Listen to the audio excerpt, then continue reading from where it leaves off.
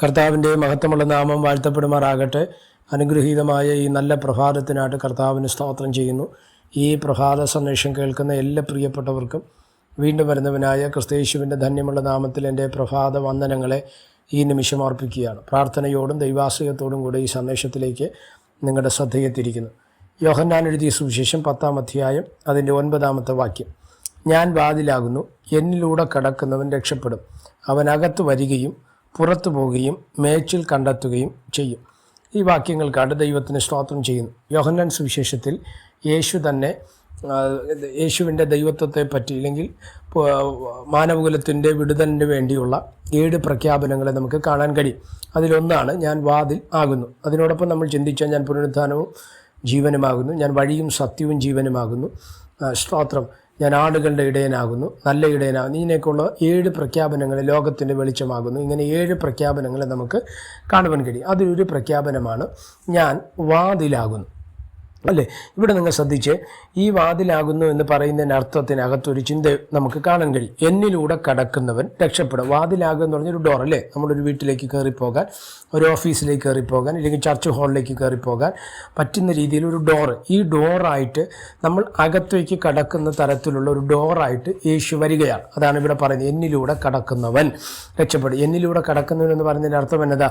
ദൈവത്തിങ്കലേക്കുള്ള നമ്മുടെ പ്രവേശനം സാധ്യമാകുന്നത് യേശു കർത്താവിലൂടെയാണ്. അതാണ് യേശു പറഞ്ഞത്, ഞാൻ മുഖാന്തരമല്ലാതെ ആരും പിതാവിൻ്റെ അടുക്കൽ എത്തുന്നില്ല. അടുത്ത് പറയുന്നത് ശ്രദ്ധിച്ചേ, എന്നിലൂടെ കടക്കുന്നവൻ രക്ഷപ്പെടും. യേശു എന്ന വാതിലിലൂടെ കടക്കുന്നവൻ മാത്രമേ രക്ഷപ്പെടുകയുള്ളൂ എന്ന് നമ്മൾ ചിന്തിക്കേണ്ടത് ഏറ്റവും അത്യാവശ്യമായ കാര്യമാണ്. അടുത്ത് പറയുന്ന വാക്ക് എന്തുവാ?